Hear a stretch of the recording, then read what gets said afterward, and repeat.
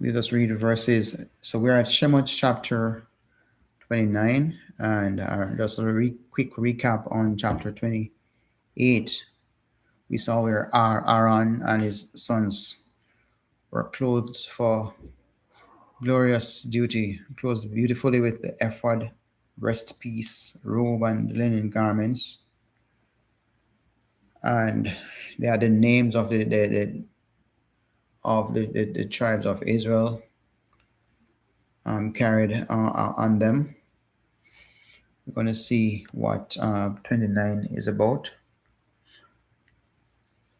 It says in verse 1, and this is the task you shall do to them, to set apart to serve me as priests. Take one young bull and 2 rams, perfect ones, and unleavened bread and unleavened cakes mixed with oil, and unleavened wafers anointed with oil. Make these of wheat flour. And you shall put them in one basket, and bring them in the basket along with the bull and the 2 rams.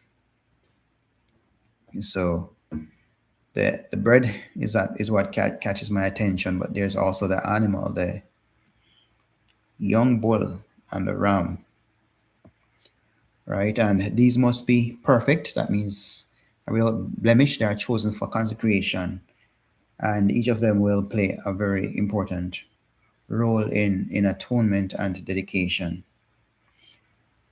And notice that there are 3 types of bread: unleavened bread, unleavened cakes mixed with oil, and unleavened wafers. Well, 3 unleavened, right? And the oil is what likely enriches the taste and helps the texture. For those who are good at baking would know. So it must have been a pleasant taste to experience. But they're all made with wheat flour, placed in one basket and brought with the animals into the courtyard.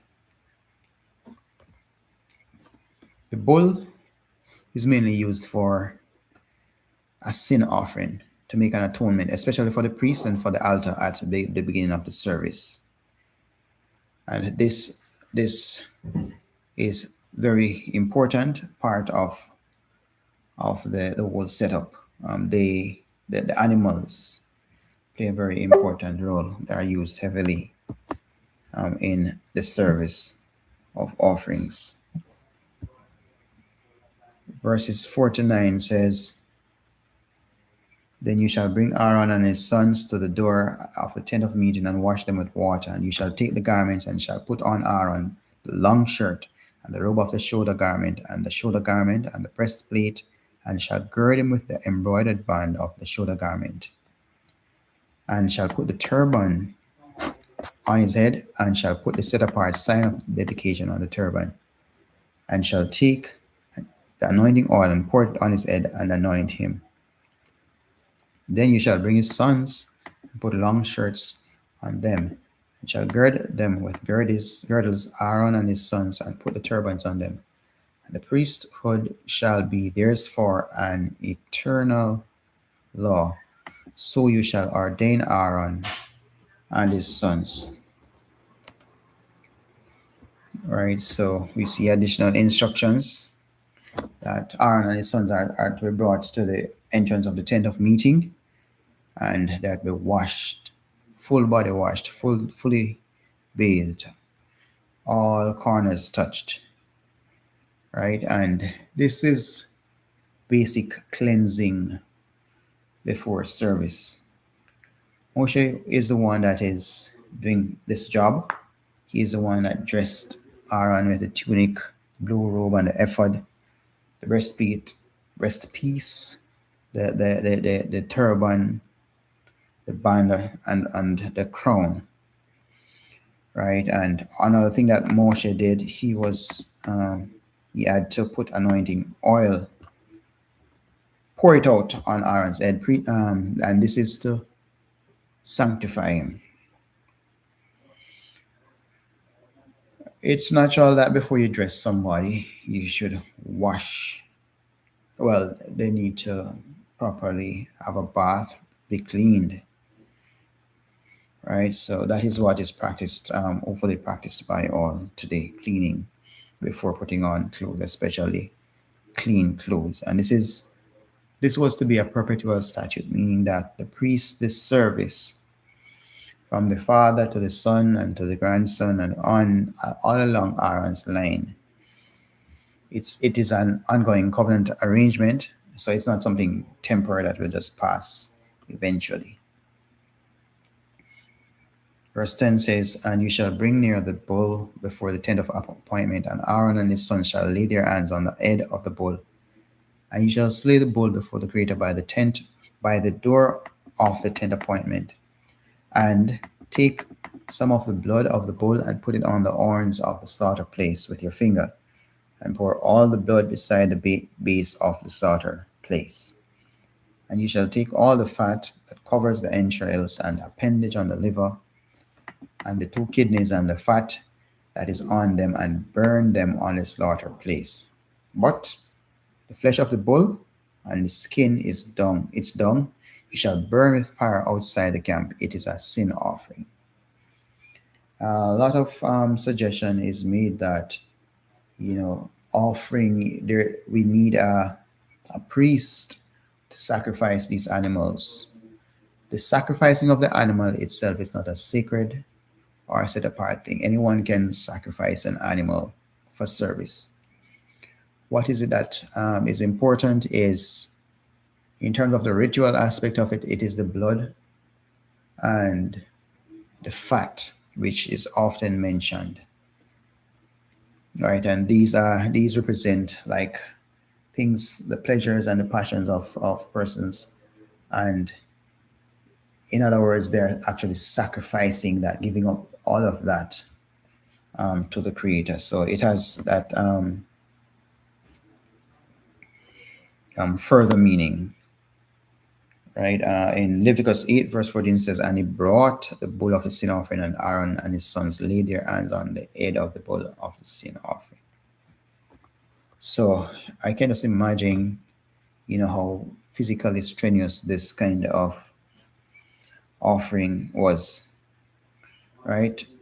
And they had to put their fingers on it in the blood and apply the blood for consecration, right? There's mention of the innards, the rest, the flesh, the skin, and these parts are burned outside. Brother, they were sacrificing the animals inside the altar. Well, these were done on the outside, right?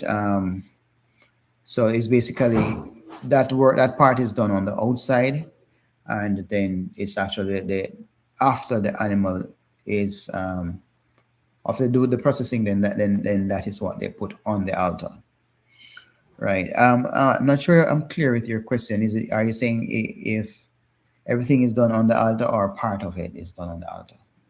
Yeah, because I don't imagine the nasty and the smell being there.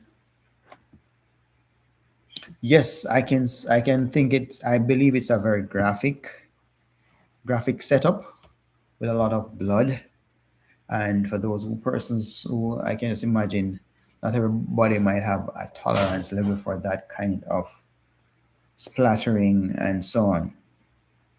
And that's why there's specifically appointed the Levites, to do that job, and the extra special job for the Cohen, or the current Cohen God, which is the high priest.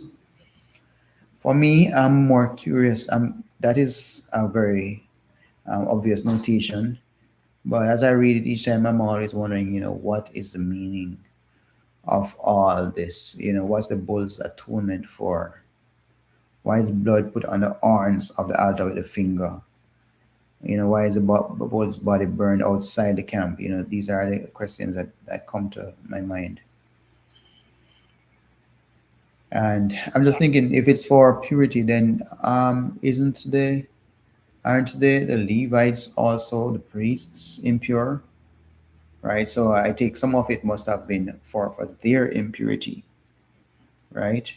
And It's really for their consecration, and that's why they are removed and burned outside, and that it's suggesting, just if in terms of dealing with sin is carried away. Right. Verse 15 says, take one ram, and Aaron and his sons shall lay their hands on the head of the ram, and you shall slay the ram, and you shall take its blood and sprinkle it all around on the slaughter place. My, what a heap of blood. And cut the ram in pieces, and wash its entrails and its legs, and place them upon its pieces and on its head. And you shall burn the entire ram on the slaughter place. Okay? It is an ascending offering to the Creator. It is a sweet fragrance, an offering made by fire to the Creator. And you shall take the second ram, and Aaron and his sons shall lay their hands on the head of the ram. Right. So we read about the bull earlier, and now we're reading about the ram. The first ram is for a burnt offering. And before anything is done, there's always a burnt offering. So whether there's a meal or a peace or a guilt or a sin offering, it must be preceded by a burnt offering. The blood is just dashed around the altar. The animal is cut and washed, and the entire ram is burnt. However, this particular offering, burnt offering, is wholly consumed, and it is comes up as a sweet fragrance. It says, right?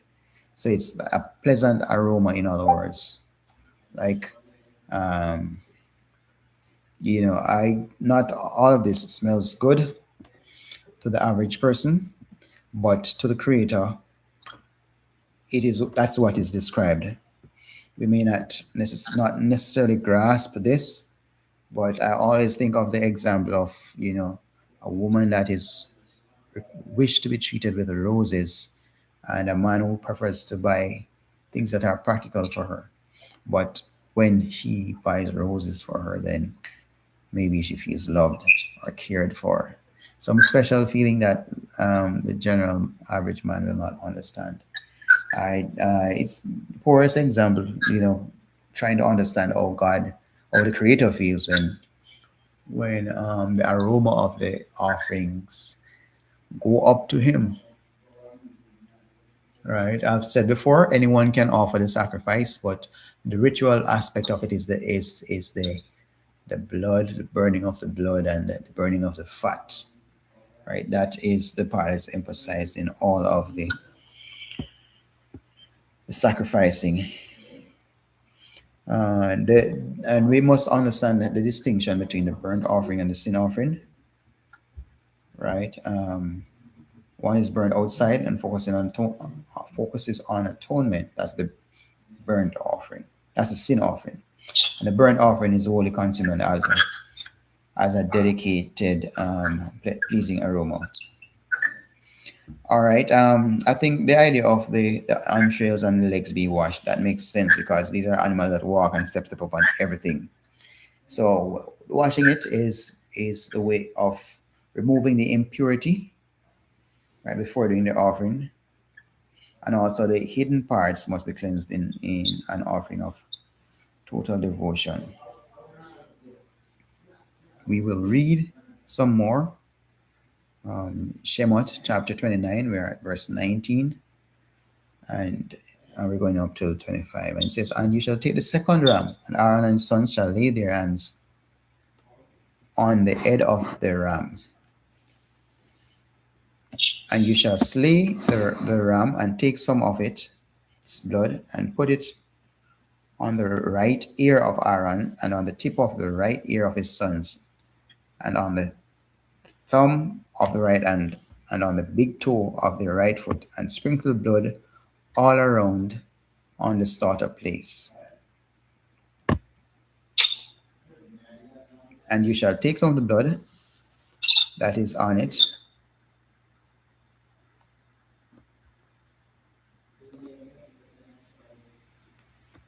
on the salt, and some of the anointing oil, and sprinkle it on Aaron and on his garments, on his sons and on the garments of his sons with him. And he and his garments shall be set apart, and his sons and the garment of his sons with him.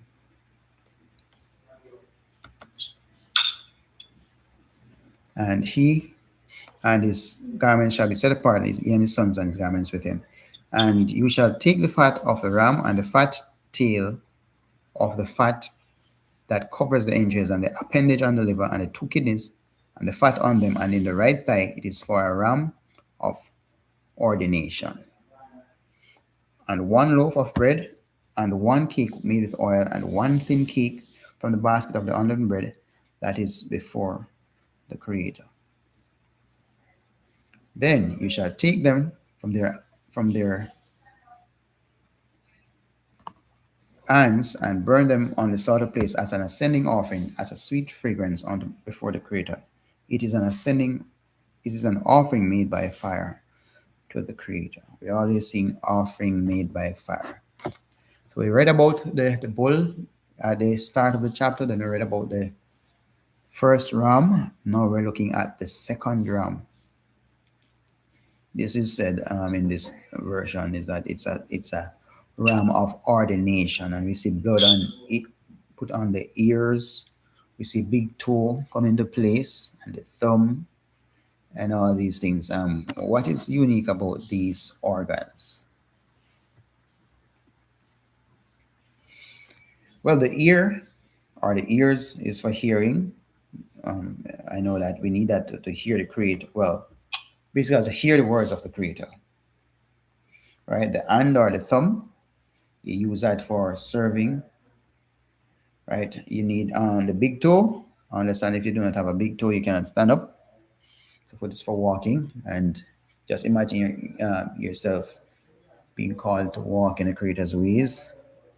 So each part is very important, and so it's claimed by the covenant. So really everything that every part of us is important and must be used as best as possible in the service of the Creator. We read about the fat tail and the fat portions. I've never paid attention to the goat's tail or anything, whether it's fat or it's slim, but it appears to be something that is meaty, and it may be among the choicest parts of this animal, right? This is what is used for the sin offering. They're offered to the Creator, and we see later where the priests actually consume this, so it's not wasted, and this they must enjoy a lot.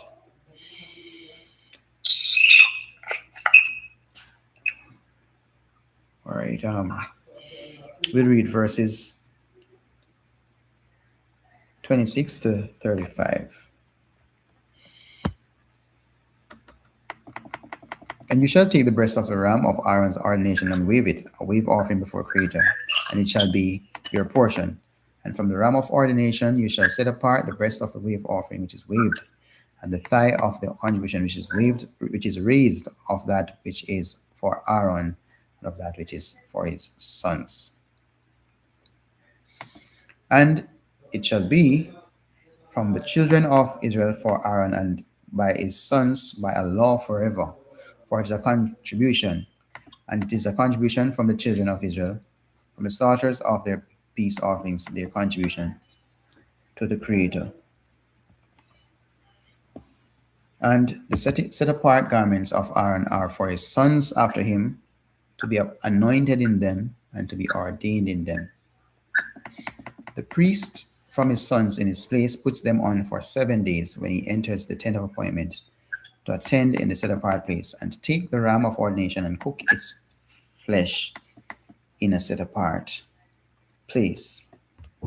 And Aaron and his sons shall eat the flesh of the ram and the bread that is in the basket by the door of the tent of appointment. And they shall eat those offerings with which the atonement was made, to ordain them, to set them apart. But let a stranger not eat them, because they are set apart. And if any of the flesh of the ordination offerings or of the bread be left over until the morning, then you shall burn up what is left over. It is not eaten, because it is set apart. And so you shall do to Aharon and his sons, according to all I have commanded you. 7 days you shall ordain them. So there we see information about the eating and the 7 days, and we see about set apart portions. Right, the ram is used in this offering. Right, there's a supporting verse that I read. I'm sharing in Leviticus 6:15 says, "The son who is anointed with it in his place continues the priestly obligation." So when a priest has a son and the son is able to carry out the office that he does, the priest steps aside and the son takes over. Not everybody could eat this consecration meat. Only Aaron and his sons. Strangers must not eat only set apart things consecrated for the priesthood. And when there's a leftover, which we think that it could maybe share up or something, or put up, no, they must be burned. And so, but that is really saying that there's no room for misusing, something that is consecrated for the priesthood. We read something about 7 days long. 7 is a number that represents completeness, right? So that's what I make of 7. Verse 36 through to 46 says, "And prepare a bull each day as a sin offering for atonement, and you shall cleanse the slaughter place when you make atonement for it, and you shall anoint it to set it apart. For 7 days you shall make atonement for the slaughter place and set it apart, and the slaughter place shall be most set apart. Whatever touches the slaughter place is to be set apart." Verse 38. "And this is what you prepare on the slaughter place: 2 lambs, a year old, daily, continually. Prepare the one lamb in the morning, and the other lamb you prepare between the evenings. And on 1/10 of an ephah of flour mixed with 1/4 of a hin of pressed oil, and 1/4 of a hin of wine as a drink offering with the one lamb. And prepare the other lamb between the evenings, and with it prepare the grain offering and the drink offerings as in the morning, for a sweet fragrance, an offering made by fire to the Creator. A continual ascending offering for your generations at the door of the tent of appointment before the Creator, where I shall meet with you to speak with you. And there I shall meet with the children of Israel, and it shall be set apart by my esteem. And I shall set apart the tent of appointment and the slaughter place, and Aaron and his sons I set apart to serve as priests to me. And I shall dwell in the midst of the children of Israel, and shall be their Elohim. And they shall know that I am the Creator, their Elohim, who brought them up out of the land of Mizraim to dwell in their midst. I am the Creator, their Elohim." Right, that is mentioned already, but the fact that we see this often mentioned, then it is obviously something that the children of Israel tend to forget over and over. And the I am, of course, when we say that, it always is a reminder that he is able, and he's reliable, and he can be depended on.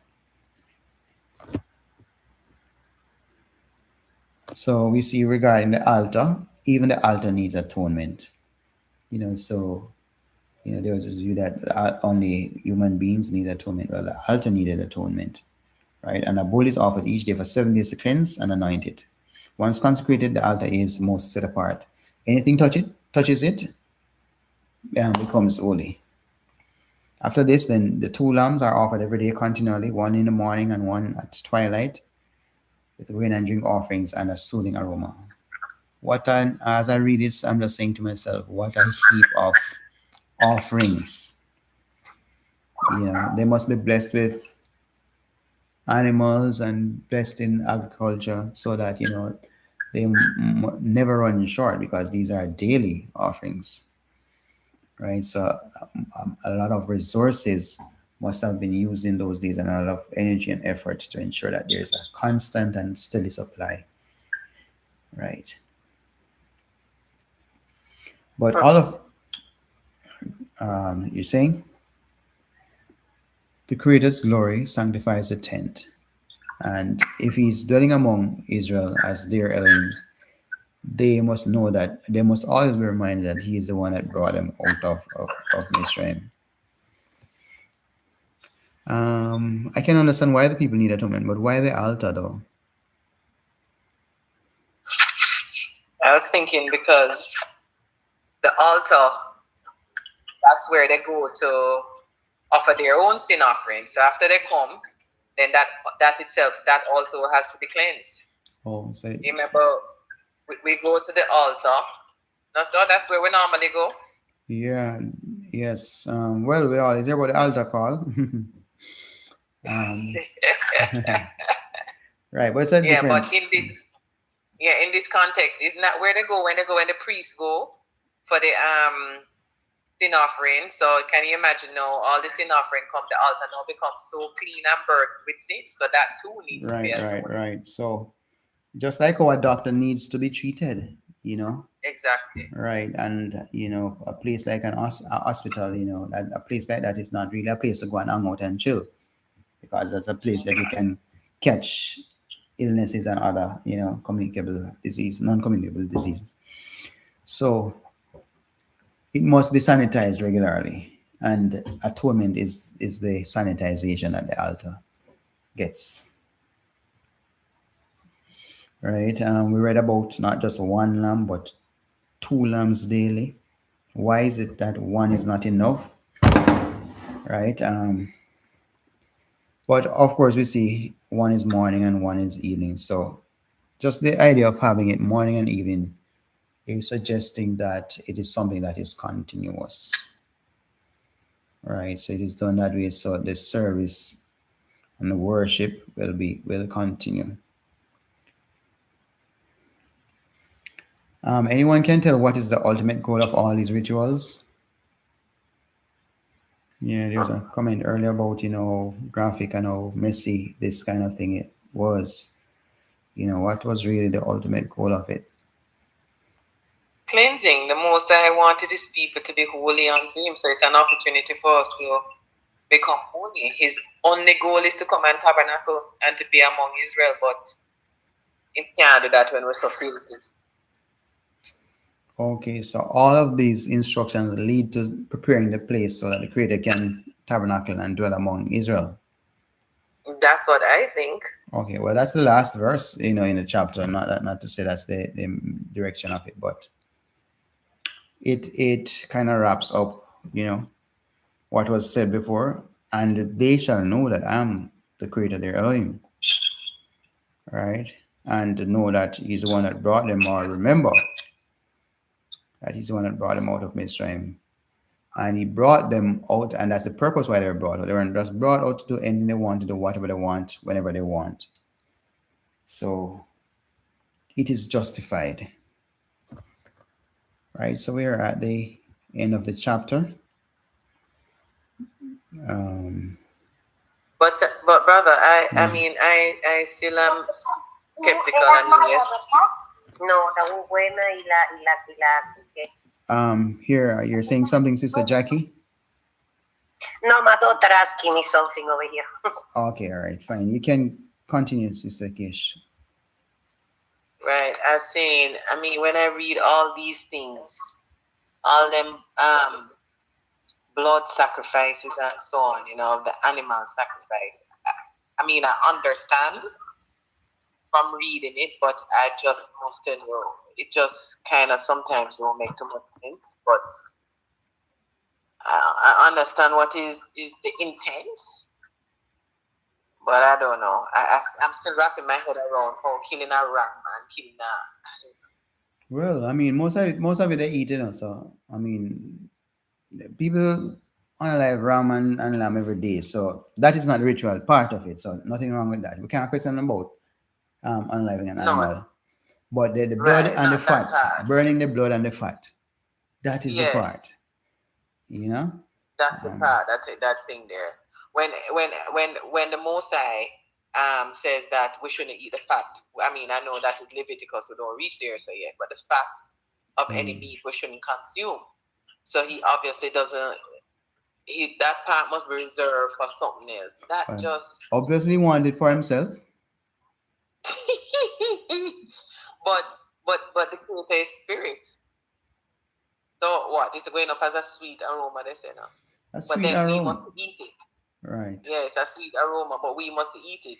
We must not eat it because we have the flesh we can eat.